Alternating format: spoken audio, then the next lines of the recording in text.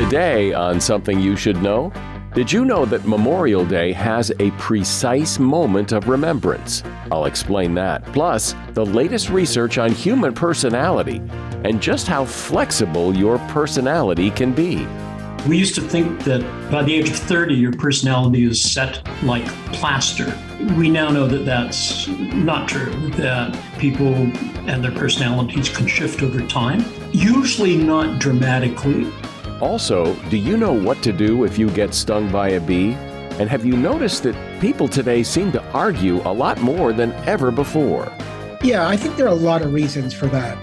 One is simply that we just take things more personally now than we used to, don't we? The other reason is that there really is a lot to argue about.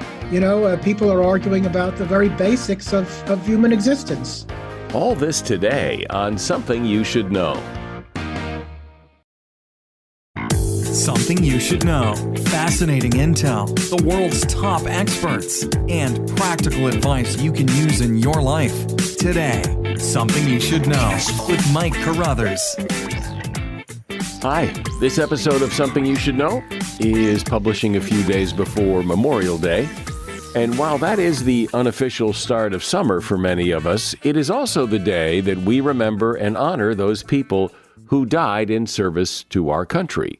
Since 1971, Memorial Day is observed on the last Monday of May. But before that, from 1868 to 1970, it was always observed on May the 30th, regardless of what day of the week it fell. It wasn't until 1971 that Memorial Day was made a national holiday. Congress established an exact moment of remembrance on Memorial Day.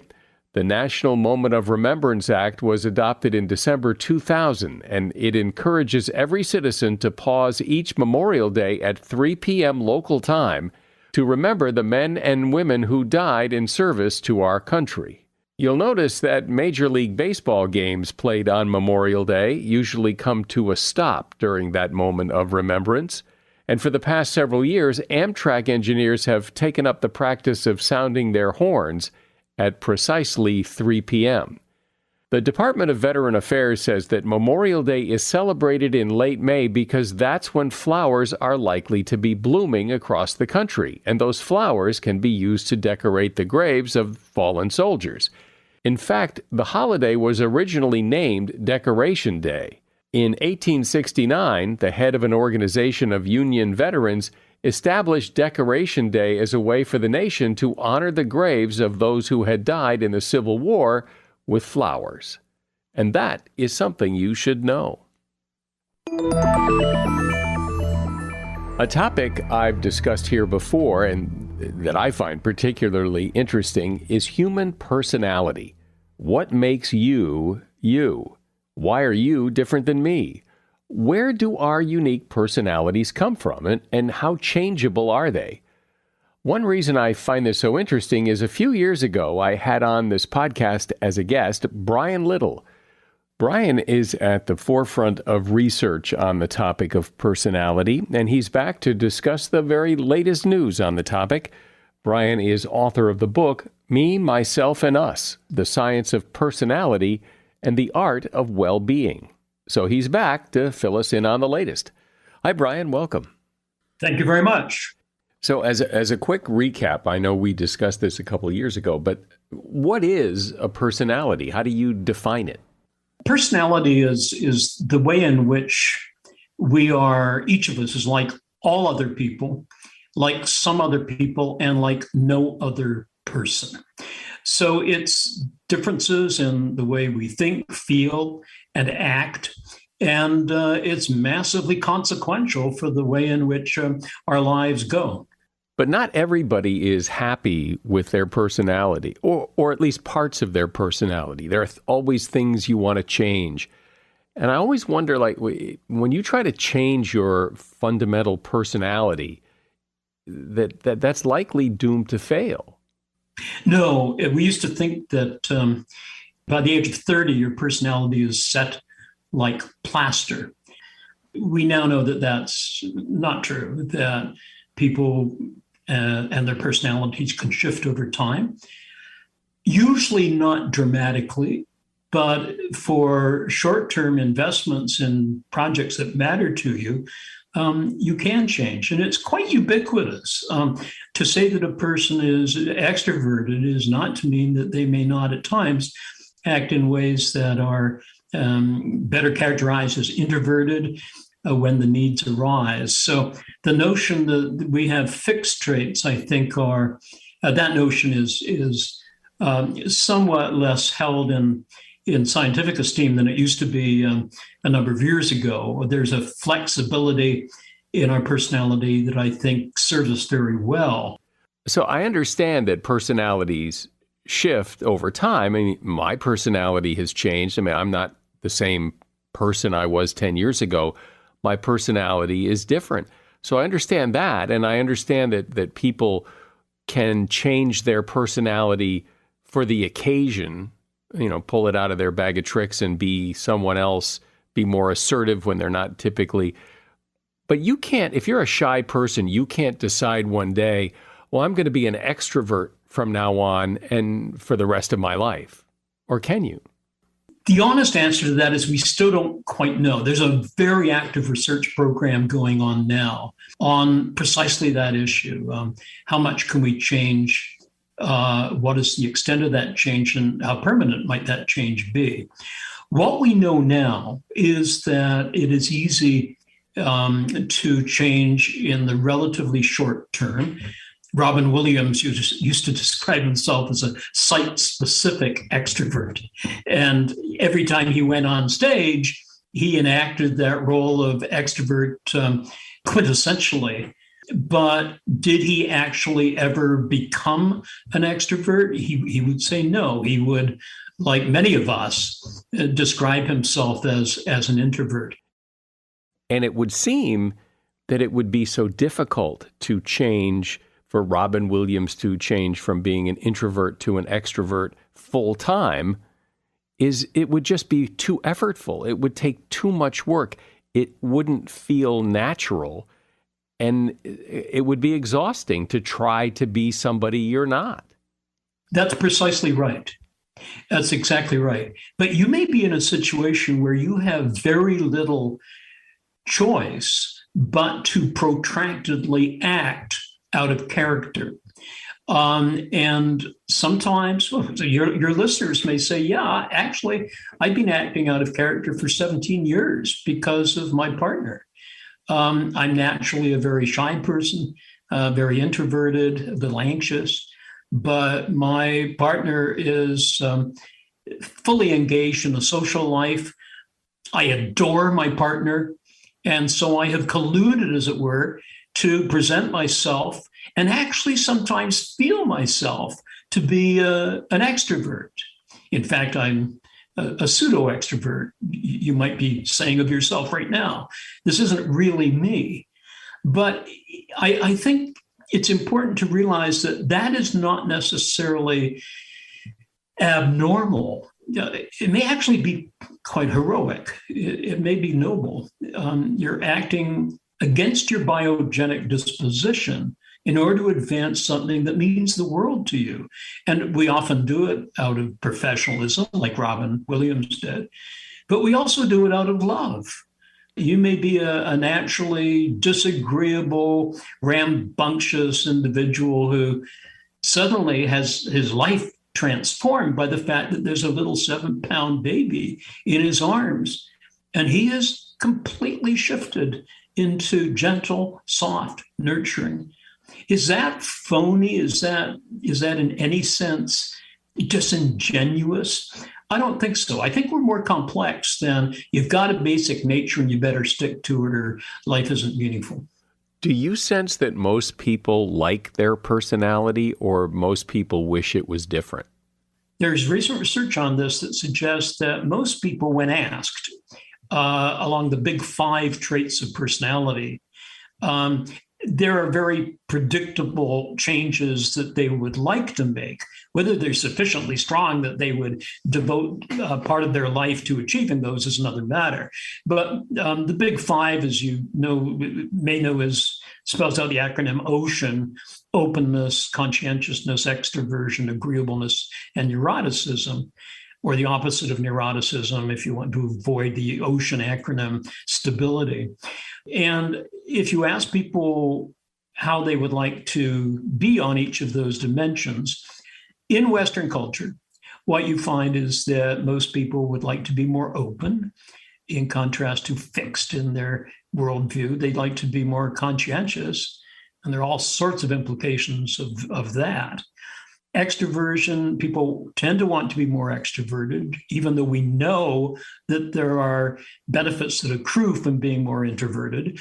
Agreeable, most people want to be agreeable or more agreeable, and most people prefer to be lower in neuroticism or conversely high in stability. So there is that expectation that people would, if given a choice and a chance, would want to shift in those directions. One of the things we know as psychologists is that there are real benefits to both ends of those normally distributed traits. There are aspects of being super conscientious that you can pay a price for. There are aspects of extroversion that are dysfunctional. And the same with introversion, the same with the opposite ends of each of those big 5 dimensions. So I think that's important to realize that there are costs and benefits to both ends of those frequently invoked dimensions. Do you think that most people are accurate when they place themselves on those spectrums? Yes, I do. If by accurate you mean, do they tend to show agreement with other individuals who know them well, who are also asked to rate them? So the match between your own self-rating and those of others who know you well is quite high. An extroverted person who self-rates as extroverted is not likely to be seen as introverted by other individuals.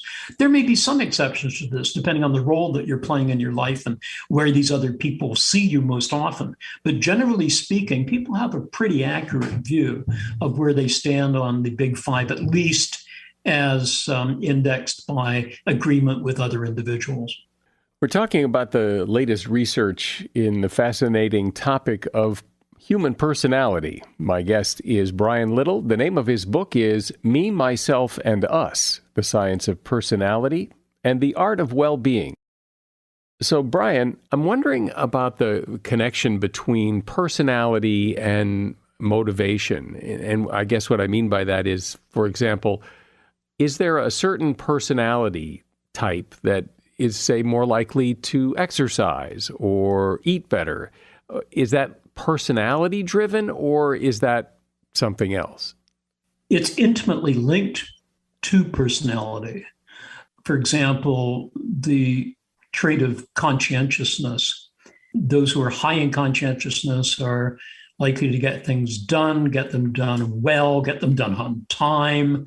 They're likely, as you would not be surprised to hear, to do well in school, to do well in their organizations, to get promoted more than those who are lower in conscientiousness. What people are sometimes surprised to hear about themselves when they reflect on their conscientiousness is that they're also likely to be healthier, and they're also likely, perhaps surprisingly, to live longer. And the reason, so a person's health is quite intimately related to their conscientiousness. They take their pills, they check their weight, they check their blood pressure. And so it's not surprising on reflection that they tend to be healthier individuals. Well, you brought up something that I think a lot of parents in particular would find this curious. Like, you may have 2 kids, one who's very conscientious, does his homework, makes his bed, does all those things that just make it easy. And then you might have a kid who's lower on the scale of conscientiousness, who doesn't do all those things. And it drives parents crazy because is it that he doesn't or she doesn't care? Do they wish they were more conscientious and it's driving them crazy? Why would someone not be conscientious? And why would someone be conscientious on their own without having to be told to do stuff? What's going on there? It's intriguing, isn't it? Yeah. And, as parents, we're really surprised when that second one comes along. There's an interesting theory. It's been partially supported in empirical studies, so I should put in that caution. But there's a notion that looks at what I call niche identity. And it's been linked in some studies to birth order. So that the firstborn, as it were, gets the pick of the niche. They can express their biogenic dispositions with impunity, and their parents can shape it to their expectations as well. When the second child comes along, that identity niche is the conscientious one, let's say, or the extroverted one, let's say, has already been taken. And so in the family dynamics, you could compete, but he's probably 2 years older, or she's a year and a half older than you. So it's sort of hard to compete. So what you do is you set up your own identity niche. Now, this isn't conscious, of course. So you don't consciously say, she's always the good girl, so I'll be the bad girl. But there seems to be a kind of psychological pressure to developing your own self. And consequently, this is why you often find that kids that you would expect to be very similar on personality traits, in fact, are quite different. So the child who is not conscientious doesn't look at the one who is and go, ooh, I wish I was more like that. Or does he? Not necessarily. And in fact, in many cases, they realize that they can never be as conscientious as that kid who's 2 years older. And they decide to be the funny one who's often late, but has a hilarious excuse for why they're late yet again. I think, as I say, that the empirical work on this is complex. And the processes are complex. So it may well be that when one is 7 and the other is 9, the 7-year-old is now able to say, boy, my brother really gets a lot of rewards and a lot of loving when he acts the way he does. I think I will copy him. Of course, that happens. That's why these are complex phenomena rather than simple cause effect. I know that you talk about how these 5 elements of personality can predict in some ways how your life goes. So can you run through the 5 elements and what you mean by that, for example? With openness and is conducive to leading lives that are creative and you're able to shift into new domains that others don't explore. Conscientiousness, you're likely to be able to do tasks that are normative and expected, and you do them well. They're not necessarily creative, but they have important implications for keeping society rolling along. Extroverts are able to bring positivity to situations and to notice the good things that are going on and orient to them.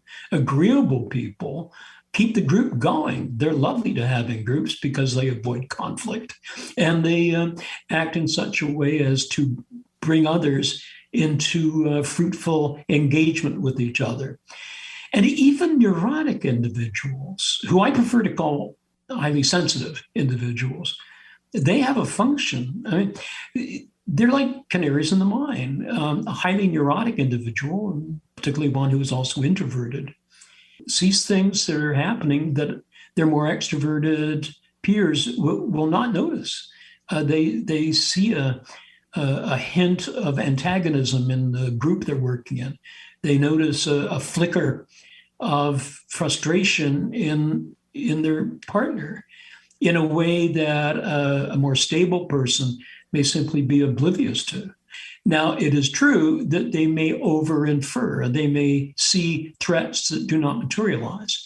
But without those who are sensitive, perhaps oversensitive, to the dangers in our environment, we're at risk. We need to have those perceptions play a role in our group functioning. And I think this is something that people may not appreciate. Do you think that the goal of changing your personality is a worthy goal? Like if this is something that's really bothering you, or is that likely going to fail and your personality changes much more organically as life deals what it deals to you rather than you specifically saying, I'm going to be this way instead of that way? I think that it depends very much on what your core projects are in your life. These are, it seems to me that in the final analysis, the most important question we can ask of an individual is not what type are you or what's your basic trait structure. It's what are the things you're pursuing that matter to you. And there's certain core projects that enjoin us to act in ways that take us out of character. And I think that as long as they are sustainable, those projects, they bring great meaning to our lives and they contribute importantly to the shape of our life. If we do that, we may find that we're starting, as we've discussed before, to burn out. And so a necessary consequence of this pattern of dynamics is that you have what I call restorative niches. I'm a classic introvert, but as a professor, I like to act out of character. And at 8:30 in the morning, I'll stand on my head to get my students excited. But after a lecture, I need to find what I call a restorative niche in which I can become more introverted and lower that level of stimulation, even if it means hiding in the washroom for my students with my feet up. I need to do that in order to retain the capacity to go back the next day and pursue that core project of exciting my students. And I'm not rare. Many of us are like this. We pursue projects that give meaning in our lives. In my judgment, those projects are more important to understand than what type of person we are. Well, when you think about it, your personality is who you are. I mean, you have your personality, I have my personality, and that's essentially what separates us. That's the difference between you and me. And I think it's worthwhile to understand what a personality is and how changeable it is and why it is the way it is. Brian Little has been my guest. He is one of the leading experts on the topic of personality. He is currently a senior fellow in person analytics at the Wharton School at the University of Pennsylvania. And the name of his book is Me, Myself, and Us, The Science of Personality and the Art of Well-Being. And there's a link to that book in the show notes. Thanks, Brian. Appreciate you coming on. Thanks very much, Mike. Cheers. Okay. It seems we live in a world today where everyone is arguing. It's no longer okay to have differing opinions. You have to tell someone who disagrees with you why they're wrong. Yet when you think about it, most arguments don't result in the other person changing their mind. No one says, "Oh, God, I'm such an idiot. I don't know what I was thinking. You're right, I'm wrong." And yet people still argue. Maybe it's human nature. And since people are going to argue, arguments must serve a purpose. They must matter. So let's take a look at why they matter with Lee Siegel. Lee is an author of 7 books. He's a writer and cultural critic who's written for Harper's, The New Republic, Atlantic Monthly, The New Yorker, and The New York Times. And he is author of a book called Why Arguments Matter. Hi, Lee. Welcome to Something You Should Know. Great to be here. So I'm wondering, what's the difference between an argument, a fight, or a quarrel, or are they all the same thing? A quarrel, of course, is an argument that takes place between two egos. A quarrel is too infused with emotion to be an argument. So when people say, let's not argue about it, what they really mean is let's not fight. But an argument isn't a fight. It's a reasoned disagreement where both sides want to win. At the same time, while both sides know they can't win and they're going to have to work out a compromise. Well, that all sounds, nice and civilized, but a lot of the arguments that I see on television and social media, and it's people getting really nasty with each other. Yeah, I think there are a lot of reasons for that.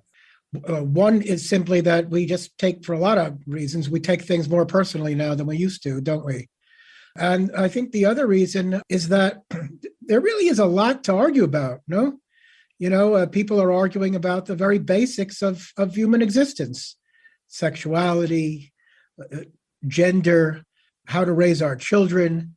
Those things really were never part of the public argument. They were never part of our political life. Nobody in 1958 was arguing about pronouns, for example. So there's a great deal to argue about. And it's not surprising that some of these arguments, because they have to do with identity, that they get so personal and out of control. And so what's the advice to keep it from getting so personal and out of control? Well, I talk a lot in my book about empathy, which is an overused word and sometimes confused with sympathy. Empathy is just feeling what the other person is feeling, but just the basic ability to put yourself in someone else's shoes. And I think that a good mental exercise for arguing is to make the opponent's argument more fully and more convincingly than your opponent ever could. And then you kind of take a turn and then try, within the boundaries of reason, to take the argument apart. But first, you have to make the other argument. You have to master your opponent's argument before you proceed to attack it. And so how do you do that? I mean, if you're arguing with someone and you think their position is just completely crazy, off base, how do you make their arguments for them? How do you do that? I don't know. Let's take an extreme example. Let's take somebody who thinks the election was stolen in 2020 and someone who thinks the election was legitimate. Let's say I take the side of the person who thinks the election was legitimate, and I'm arguing with someone who's convinced that the election was stolen. Well, I'm going to try to see things through that person's eyes. I'm going to descend into it the way a kind of method actor prepares for a role. I'm going to look at my side, the Democratic side, and see a bunch of elitists. Oh, man, they make me angry because nobody likes to be talked down to. Nobody on any side. A bunch of people who lie for a living just to get what they want. People on every side. Everybody deals with that in life. All that stuff makes me angry. People who seem to have their levers on all the powerful forces in society, education, the media, publishing. Wow, I don't like that. Nobody likes a situation where the fix is in. And I'm going to look at my own side through that lens, and I'm going to get pretty angry. And I'm going to start my argument by saying, I know how you feel. I know what you mean. I know that you feel talked down to and condescended to. I feel like that. I saw my father who went bankrupt. I saw him go through that. And then starting from that point of view, I would begin to sort of make the turn towards my own point of view, but along emotional lines. I would say, well, I feel the same way. I feel that in being told that my vote was the product of a lie, that I'm being manipulated, and so we're both being bullied. And let's look for things that are provable facts. Let's look for evidence. Let's look for the most reasonable figures on each side. And I gradually try to turn the argument around to my point of view. But I think in order to be a good arguer, you have to be a little bit of a parent, and you have to be a little bit of a therapist. Everybody who's a parent has argued with a contrary child. You know, children can get maniacally fixated on their belief that they're right. And then, you want to be a little bit of a therapist, and you want to reach out in a kind of empathetic, kind way to the other side. Then you begin to invoke reason, evidence, fact. Might not work, but it's certainly better than screaming and insulting from the outset. So you're really kind of meeting them where they are and then seeing if you can find that common ground and then get them to see your point of view rather than scream at them for being an idiot. What you have to do is acknowledge someone's dignity as a person. That's the starting point. And you have to first show them that you respect them. And once you do that, I think that once you establish a kind of complicity, I teach a literature class at a university, and the main thing is the first class, you establish complicity. You're in this thing together. You're kind of conspiring together.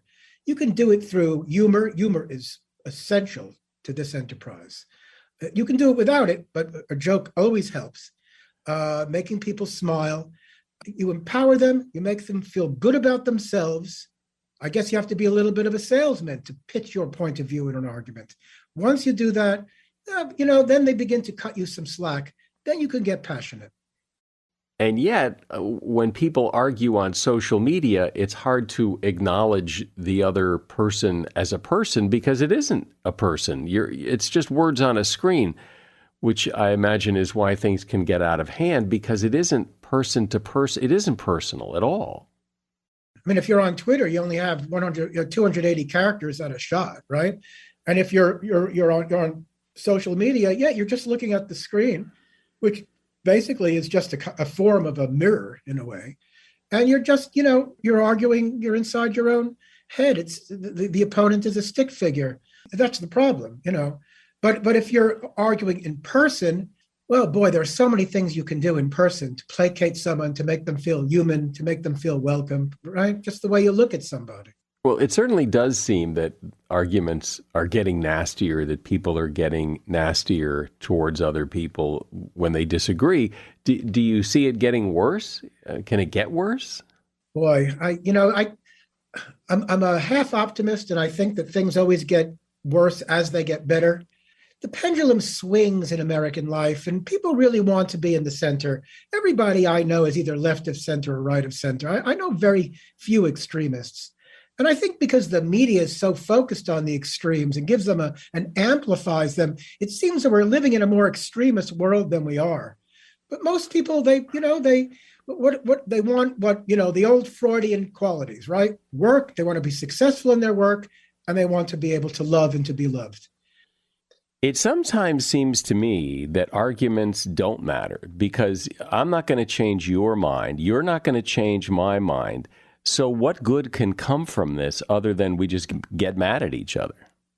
There are cases in which argument just, as you just said, Michael, that really they could just walk away from. And why do they need to get themselves up into a lather over it, right? Exactly. Yeah. I mean, I think that happens a lot with people that are just, there's no way, it's too polarized, and there's no way anybody's going to budge from their position. So why are we doing this?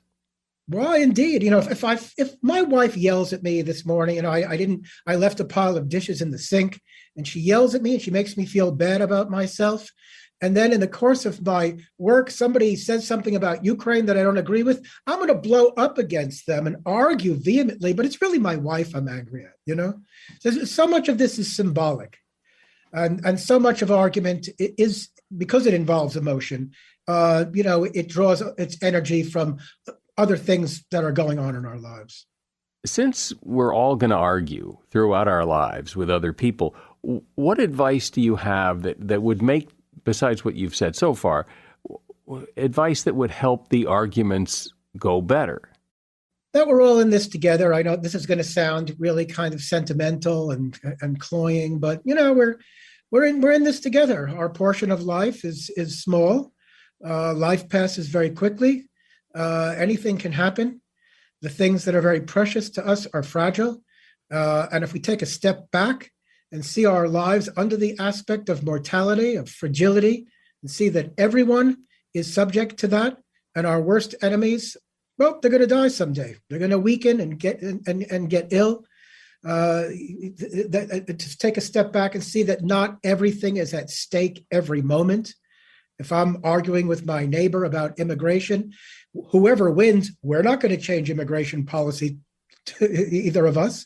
Take a step back. What are we really arguing about? To really kind of think it through. I might be arguing because my wife made me feel bad. He might be arguing because his boss yelled at him. Just to kind of take a step back. That's all.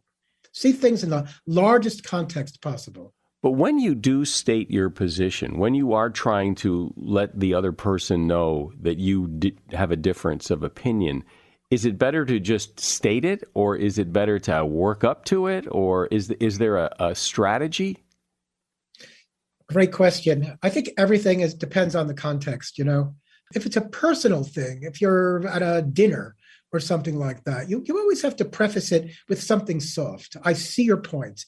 And as I said before, concede to the person everything, so much of what they're saying. Concede their own humanity, concede their own experience. Sometimes if it's an argument on a soccer field over the treatment of your kid, an argument that can easily degenerate into a quarrel or something worse. Well, you might at the outset want to be, gentle but firm and say, I have to take exception to what you did. I really don't understand it, something like that. In those cases, everything depends on tone of voice. If you're making a written argument, everything depends on the language that you choose and the cadences. So I think context is everything. Well, it just seems that so many arguments end up with no real resolution, that people get upset, they get mad at each other, they make their case, and they walk away upset, and nothing has changed other than now people are upset. That there's got to be a better way. Sometimes it's really great to sort of shift gears. I was once watching I sometimes go on YouTube and get lost in stuff, And there was this great interview with Marlon Brando with Dick Cavett, the old Dick Cavett show. And Cavett was asking questions to Brando that I guess bored Brando. And Brando, he wanted to derail the line of questioning. So he said, "You see this bracelet?" He pointed to a turquoise bracelet that he had. He said, "Stevie Wonder gave me this on the plane." "Yeah, I was just sitting there and Stevie Wonder came up to me and said, 'Man, I really love your stuff. I want you to have this bracelet.'" You could hear a pin drop. Just silence. And an actor knows how to do that. Just totally shift the ground from underneath your opponent. That's a great thing to do as a cooling off tactic, but also as a disarming tactic. Yeah, it's interesting. My wife did this to somebody just yesterday. We were at my son's soccer game, and there was a guy on the sidelines, and he was giving the ref a really hard time, which he's not supposed to do. There's rules about that. You're supposed to respect the ref's decisions and all this. And people were yelling at him, and my wife just happened to walk by him, and she said, "These refs are volunteers." Well, then I would like to inscribe a copy of my book to her, because that's a great, and that took the wind out of all the hostility, I bet, right? Sucked it right away. The guy was just bewildered, like, boy, am I an idiot. So that is exactly what I'm talking about. I have nothing to add to that. She shifted the ground. She changed the weather all of a sudden. And people are speechless, because again, everything's context. You introduce a new context all of a sudden, people being human have to adapt to the new context. Yeah, and when it's like that, it's very hard to switch because you're so invested in the other context that, whoa, it's like whiplash. What? That's right. And if you go back to the other context, well, then you look like a jerk, right? Well, that ship had already sailed. Well, then you look like a jerk twice in a row. Right, exactly. Well, I have friends that get into these arguments with people, mostly politics, and they get so frustrated. I was trying to talk to this person and they just wouldn't listen. And I don't typically enter into those kinds of discussions and to those kinds of arguments not because I don't have feelings and beliefs on certain issues. It's just that I don't see the point in the argument because, as I've said before, that it just doesn't seem like anything gets accomplished. They don't change your mind, you don't change their mind, and all people do is get upset. So what's the point? Lee Siegel has been my guest. He is an author. Well, he's authored 7 books, and his latest is called Why Arguments Matter. And there's a link to that book in the show notes. Thanks, Lee. Thanks, Mike. It's really been great to talk with you. With warmer weather comes the buzzing of bees, and that means there's always a chance of someone getting stung. Do you know what to do if somebody gets stung by a bee? According to the American Academy of Dermatology website, the first thing to do is to get the stinger out as quickly as possible, because the longer the stinger stays in the skin, the more venom it releases, which adds to the person's pain and swelling. To remove the stinger, you should remove it by scraping over it with your fingernail or a piece of gauze or a credit card to kind of coax it out from the side. Never use tweezers to remove a stinger, as squeezing it with tweezers can cause more venom to release into your skin. Also, if you do get stung, try to stay calm. Most bees will only sting once, but wasps and hornets can sting again. If you are stung, you should calmly walk away from the area to avoid additional attacks. Wash the sting with soap and water and apply a cold pack to reduce swelling. However, if the swelling moves to other parts of your body, such as your face or your neck, you should go to the emergency room immediately because you may be having an allergic reaction.